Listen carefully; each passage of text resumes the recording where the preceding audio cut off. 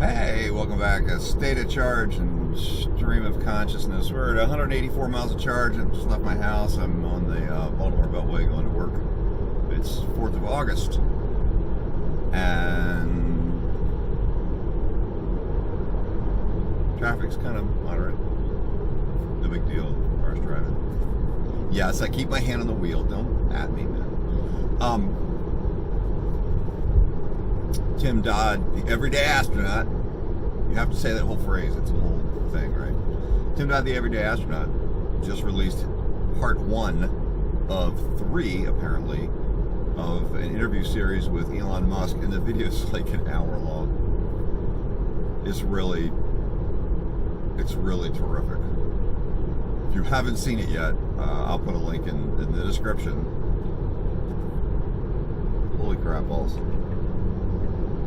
The way that Elon thinks about the work that he does, not just that he understands, rocket motors and engineering or whatever, cars, whatever the heck it is,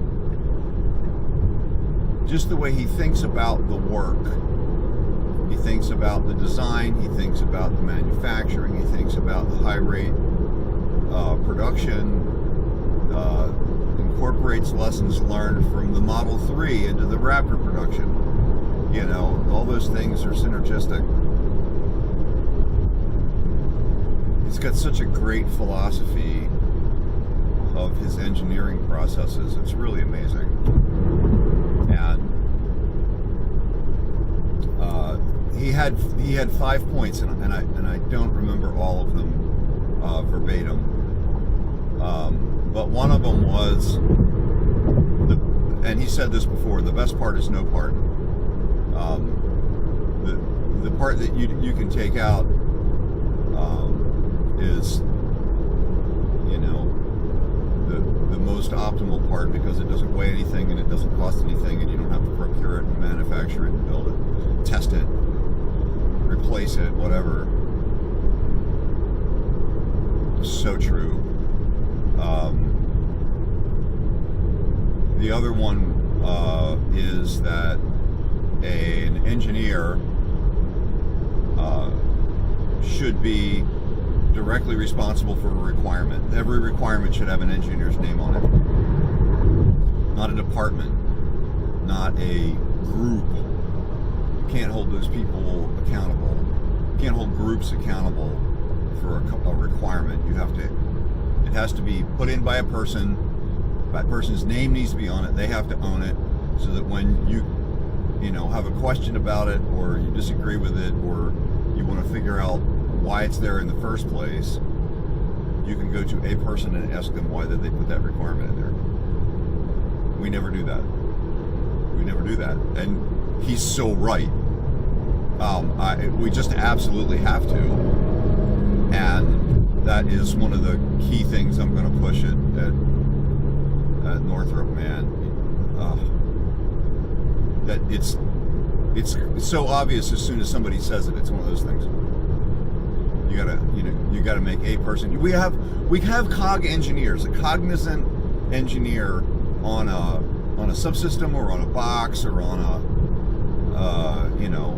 he's the guy that you have to go to if you have a question about the mechanical design or the mass or the electrical design or the software, or the box as a whole, a power system box or a command aid handling box, or any kind of power converter or whatever the heck you've got. You go to the cog engineer and you ask them the questions, and he's the guy. The buck stops here for his system, and then if that needs to flow up to the next guy, you go to the cog engineer for the the subsystem or the satellite or whatever it is. But to have an engineer have his name on the requirement, man. Every line item should have a link to it that says, go ask Jeff. Really the right answer. And I know what the other one was. We spend way too much time optimizing requirements that shouldn't exist. Oh my God, that is so true. It is so true. Like, why is this even here? I don't know. Well, we got, is our system good enough? It's the good enough and done philosophy. I think that is outlined on the internet under something called the cult of done, if I remember correctly. That's an old website or whatever, the cult of done, and their philosophy was kind of similar to that. Like, if it's good enough, it's done. If it's not good enough, well, then it's not good enough, and you're not done yet, right?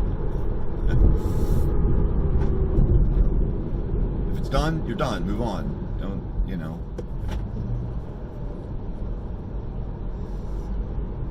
I just had to hit the accelerator. I'm in stop and go traffic, and the car kind of pulled up a little tight, but I've got follow distance on 4, and so it was keeping a distance between me and the pickup truck ahead of me, but there was like a delivery van behind me, and they start coming up behind me and seeing me stop short kind of fast, and they're like pulling over into the margin on the left hand side to make sure they don't hit me, but I've still got 3 car lengths and I'm at basically 1 mile an hour, and I've got a couple car lengths between me and the car in front of me just because I've told the car to keep that distance, which it did, right? But what it meant was that I decreased his stopping distance unnecessarily, and so I actually put my foot on the accelerator and moved closer to the vehicle in front of me, even though I'm in enhanced autopilot, so that I could give that guy behind me a little extra stopping distance.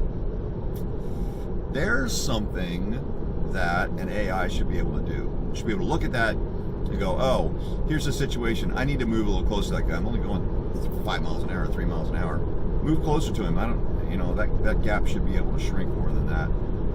Especially if I see somebody coming up behind me who's going to need more stopping distance than I do. Having driven full-size vans and large vehicles a lot in my life, I can tell you that's something small car owners do not understand, how far it takes in order to stop something a lot bigger than you are. And Elon, he's not listening. Elon, you need to take that into account. The AI needs to take that into account. Not just what's in front of you, but what's coming up behind you. Give them as much space as possible in order to stop. The fact that the car starts to stop a little bit abruptly is probably good, because then they start behind you, start stopping sooner. They'll start, they'll hit the brakes as when they see your brake lights. So the brake lights need to come on. And they do in this car, even when you're decelerating under regen. But giving them a little bit more space to stop would be a good thing. Anyway, this interview was great, and of course they talk a lot of they're walking around their rocket factory, Starbase, down in Boca Chica, Texas, and talking about rockets, and Tim actually suggests something that Elon goes, we should do that. I'll have to think about that. We probably ought to do that. It was kind of interesting. So apparently they spent 2 hours with Elon, and they're going to make about 3 one-hour videos out of it.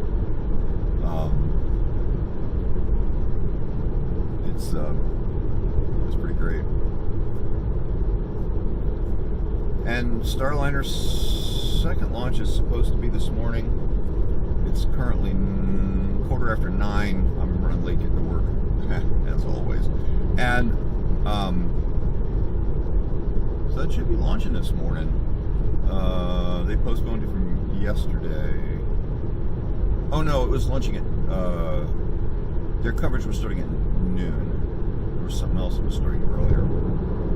I think it's starting at noon, so maybe we'll see it at work. At least watch on my phone or something.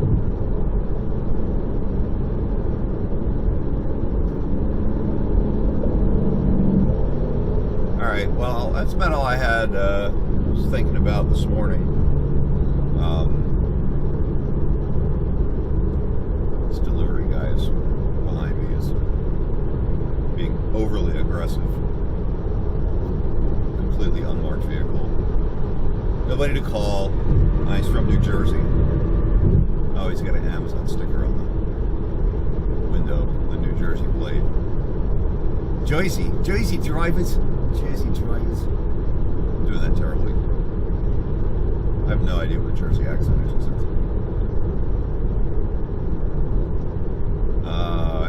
I'll tell you something, Jersey. That reminds me, if you guys haven't been listening to Two Funny Astronauts with Mike Massimino and Garrett Reisman, that podcast, and they're on YouTube as well, that podcast is freaking hilarious. Massimino's always hilarious. I've gotten to see him live a couple of times, and he was the astronaut that was on Big Bang Theory, which is the only episodes I ever watched of Big Bang Theory. I thought Big Bang Theory was terrible. Most people really liked it. Whatever. But Massimino was like the only reason I ever watched Big Bang Theory, and he was hilarious. I thought he was. He's always funny. So anyhow, Massimino and Garrett Reisman. Reisman, of course, worked for SpaceX for a long time. And Massimino's currently an aerospace professor at University of New York, Syracuse, maybe. Is it Syracuse? I don't remember. He's up in New York. I would love to have him. I would love to have him down here. I tried to get a Space Up event running in Baltimore, and I would love to have Massimino come down. It'd be really terrific. I just ran out of energy, and the Space Up Foundation at the time was maybe slightly disorganized, and I haven't contacted those people in a while. I had a great location for it and everything, the National Electronics Museum in Linthicum, Maryland, right near the BWI airport. Okay, car. Just trying. We got a trash truck here out in front of me. All right. National Electronics Museum near BWI Airport. They have a lot of old radar stuff, specifically from Westinghouse. There's like the first color Apollo moon camera is in there, prototype is in there.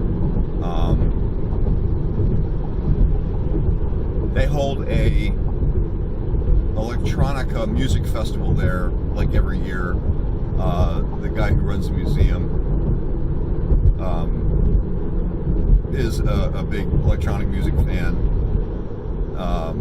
And man, I have seen some completely amazing analog synthesizers there. I've performed there once with a kind of a reconstituted Ezekiel's Wheel, which was a band I played in the 90s.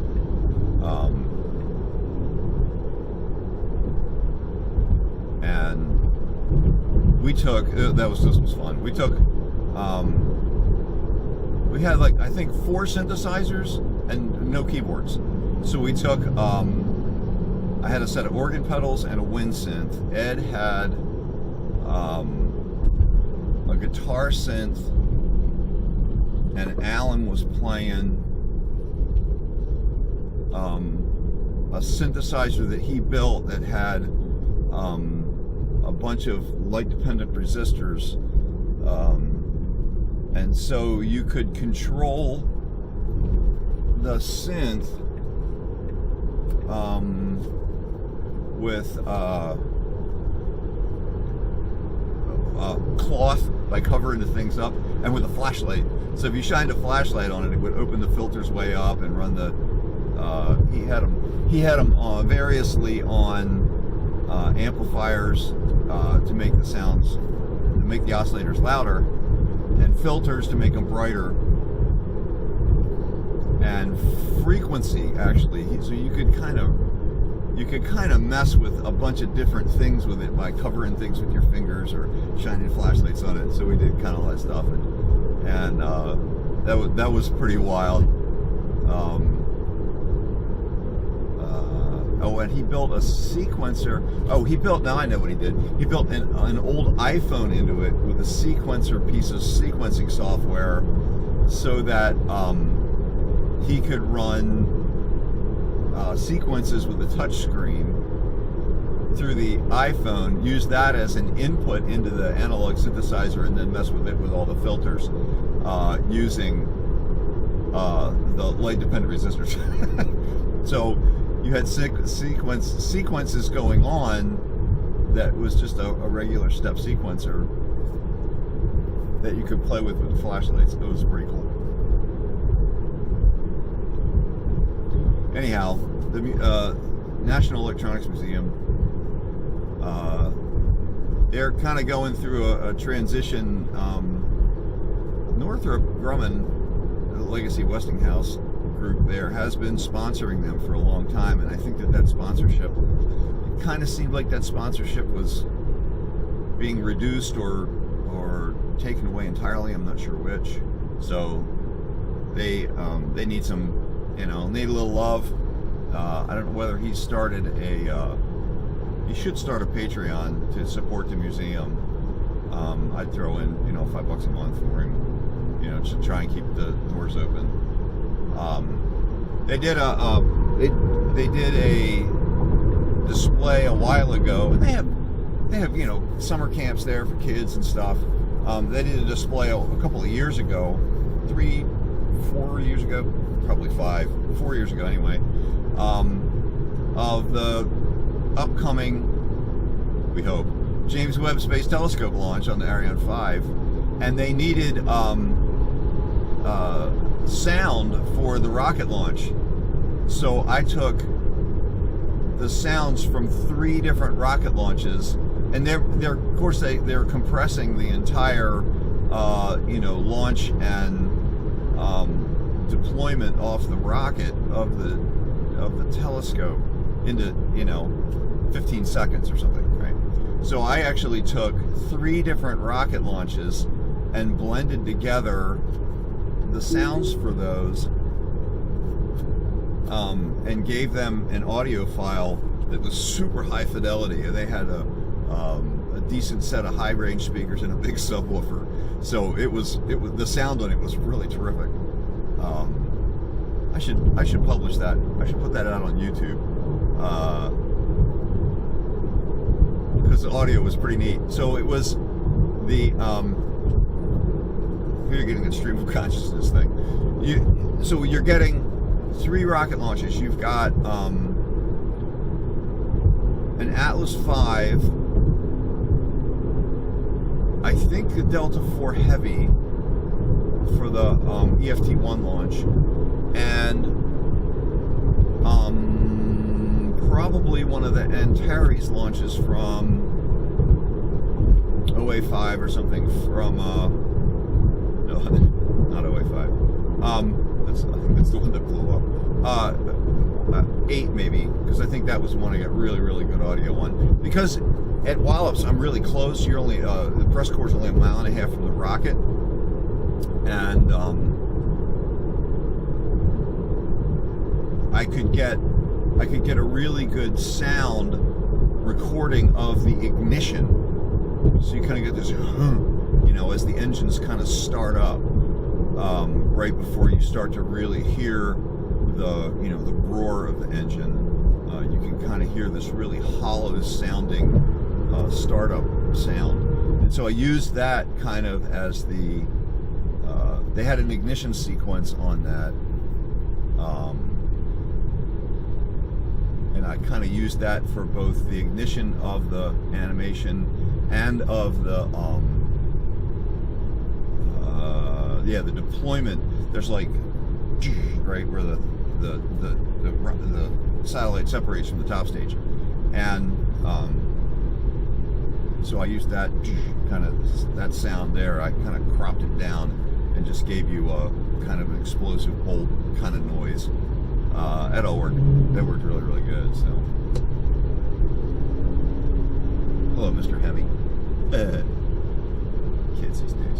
Anyway. I